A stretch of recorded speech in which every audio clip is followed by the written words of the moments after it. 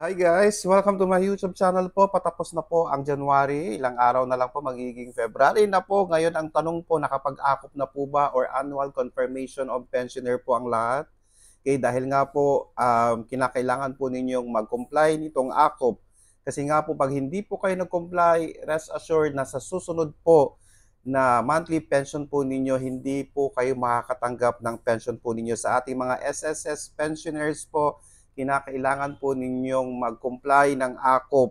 Okay? Patapos na po ang January at hindi pa kayo nag-comply, magkakaroon po ng problema ang inyong monthly pension. Okay? Ulitin po natin sa ating mga retirement pensioner po, birth month po ninyo. Okay?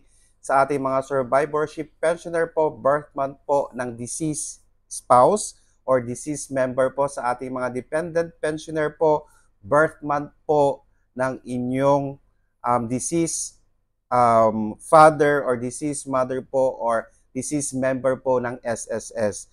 Kaya dapat po i-comply po ito dahil magkakaroon po ng problema ang inyong mga pension. Sana po nakatulong po ako guys. Maraming salamat po at stay safe. Bye-bye!